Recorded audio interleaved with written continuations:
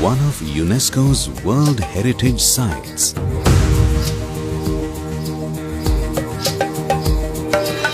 Home for rare and endemic plants and animals.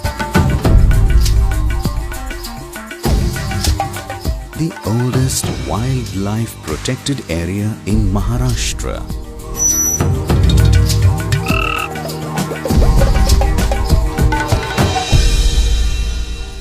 Come, let's explore Land of the Gaur.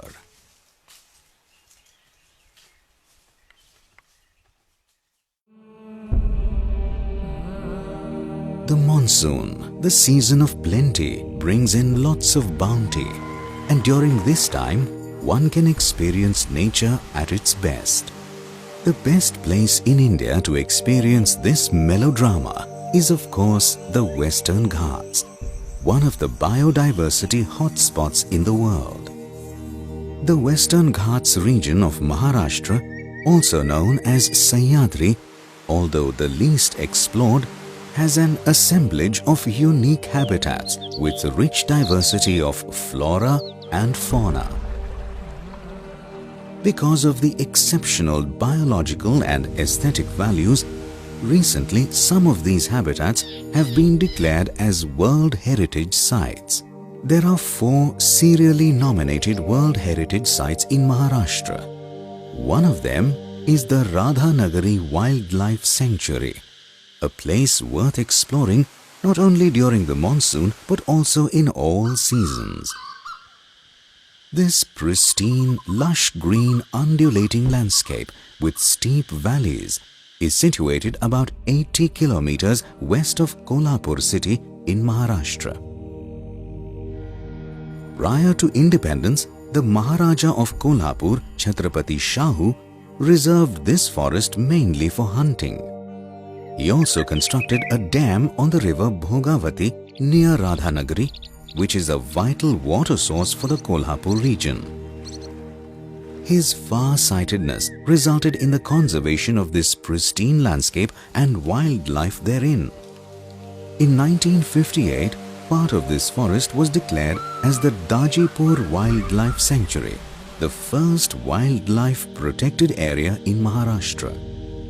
In 1985, the entire catchment areas of the Radhanagari Dam and the newly constructed Kalammavadi Dam were added, and it was notified as the Radhanagari Wildlife Sanctuary, covering an area of around 351.16 square kilometers. The forest is predominantly semi-evergreen with undisturbed and thick evergreen patches locally known as dung. Notable among these are Kala Dung and Patyatsa Dung. Apart from these, there are many open grasslands inside the forest, which are grazing grounds for herbivores in this sanctuary.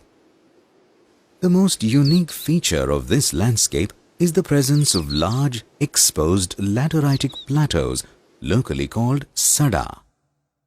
These unique geological formations are seen mostly on top of the mountains and are flat with scanty vegetation in summer, but they metamorphose into a picturesque landscape during the monsoon.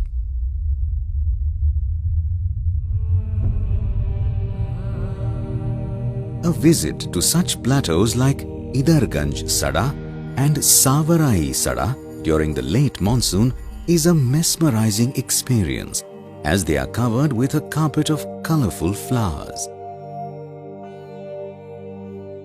Some of the forest patches have been traditionally protected by the locals due to their religious and cultural values. These are locally called Devarai. Due to this high level of protection and the least amount of disturbance, these patches are presently the gene pools for various species that are threatened.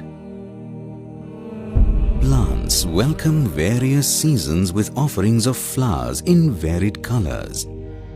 The Radhanagari Wildlife Sanctuary has good floral diversity, from tiny grasses to huge trees, a paradise and treasure trove for plant enthusiasts. Many of these plants have immense medicinal value, and a few of them are only known to grow and flourish in this landscape. These plants bloom across various seasons and also use a variety of substratum, from the trunks of large trees to rocky crevices.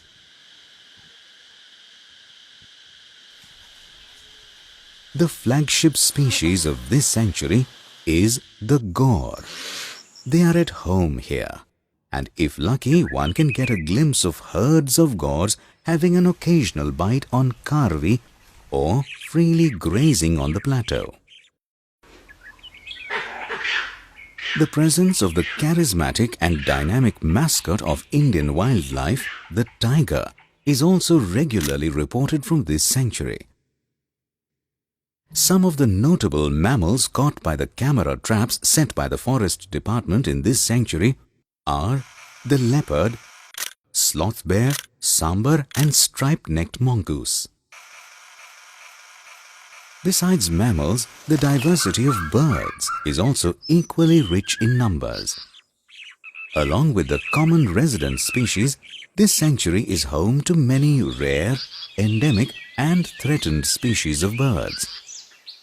Due to this, the BNHS India and BirdLife International have declared this as one of the important bird areas. Rich diversity of insects is also seen here.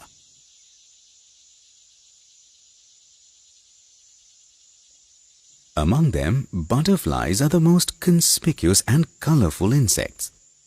During early winter, sightings of large congregations of butterflies can be an additional bonus.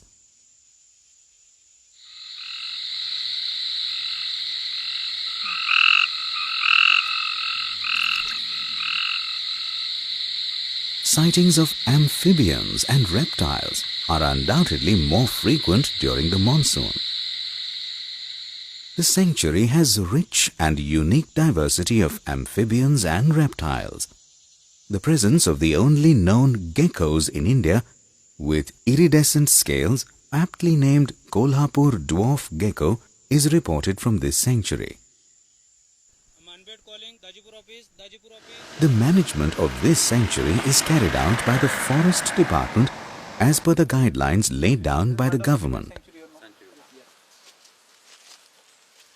The eco-tourism activity in this sanctuary is largely conducted by involving local villagers through the formation of the village eco-development committees. This sanctuary attracts a large number of serious and amateur nature enthusiasts and tourists as well. After acquiring the necessary permissions from the Forest Department earlier, and by strictly following the rules and regulations of ecotourism, one can have a close encounter with the denizens of this sanctuary and also